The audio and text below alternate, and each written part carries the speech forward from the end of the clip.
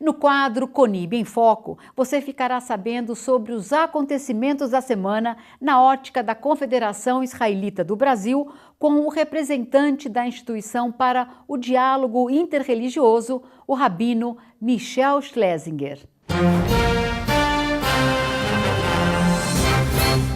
Somos ordenados pela Torá a escolher pela vida, o Vahartá Bachaim. No entanto, existem circunstâncias em que a escolha pela vida se torna mais complexa. Uma delas é justamente uma situação que envolve a decisão de realizar ou não um abortamento. Qual vida deveria ser escolhida? O que significa vida? A partir de quando ela começa? Optar pela saúde física e emocional é também escolher pela vida? Ninguém é a favor do aborto.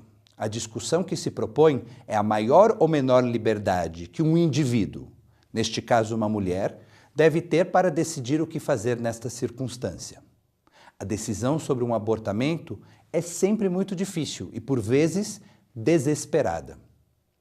Na tradição judaica, o debate sobre o início da vida se apoia em uma passagem bíblica do livro de Êxodo. A Torá nos relata a briga de dois homens que, por acidente, atingem uma mulher grávida. O episódio poderia ter dois possíveis fechamentos com distintas punições. Se os homens causassem o aborto apenas, deveriam pagar uma indenização. No entanto, se a mulher grávida viesse a falecer como consequência daquele acidente, os homens deveriam morrer.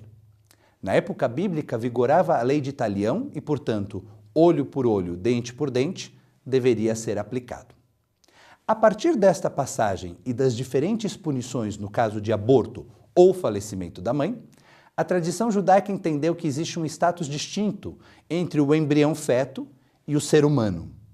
Portanto, para a tradição judaica, durante a gravidez ainda não é possível falar de vida independente, mas de potencial de vida, Safek Chaim. Assim, quando este potencial de vida ameaça a vida da mãe, o judaísmo indica que deveríamos privilegiar a mãe, uma vida independente, em detrimento do feto, que estaria na categoria de vida em potencial. A dúvida surge em relação à extensão do conceito de risco de vida para a mãe. As opiniões mais restritivas irão considerar risco de vida apenas a possibilidade iminente de morte. Abordagens mais amplas incluirão no rol de risco de vida ameaças de saúde física ou psicológica, como casos de estupro, adultério, incesto, gravidez na adolescência, gravidez na velhice, ausência de condições socioeconômicas, entre diversas outras. Ferramentas do mundo contemporâneo nos permitem identificar doenças graves durante a gravidez, algo impensável no mundo antigo. Assim, surgem dilemas sobre o que fazer quando uma anomalia importante do feto é identificada no decurso da gestação. Casos extremos como a anencefalia, também contemplados pela legislação brasileira, terão uma indicação mais clara no sentido do abortamento do que casos de doenças menos incapacitantes. A possibilidade da mãe e seu entorno de cuidar de uma criança nessas condições também deverá ser levada em conta. A literatura rabínica faz distinção entre diferentes etapas da gravidez. Para o Talmud, até os 40 dias de gestação, que na forma moderna de contagem da gravidez equivaleria às primeiras 8 a 12 semanas, a vida em formação é apenas composta por água. Depois dessa etapa, o feto passa a ser uma parte dependente do organismo materno, pars viscerum matris, em latim, ou como a coxa de sua mãe, em hebraico, o bar yerechimo-hu, indicando que quando o feto vier a colocar em risco o conjunto do organismo, deveria ser extraído como um braço ou uma perna, que, infeccionados, ameaçam a saúde do indivíduo.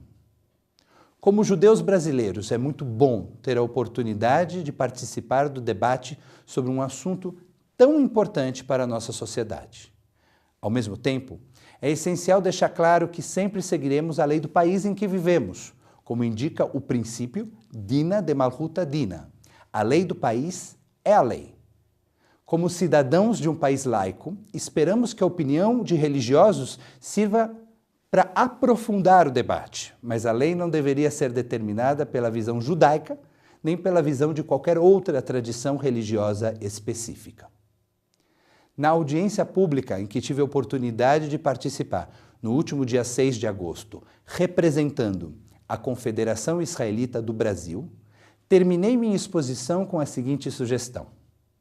Recomendo que o Estado monte equipes multidisciplinares para aconselhar e acolher essas mulheres. Temos uma oportunidade de sermos relevantes num momento tão crítico da vida de uma mulher e seu entorno. E só o seremos se nossa postura for de acolhimento. No final, a escolha do indivíduo será tomada conosco ou apesar de nós.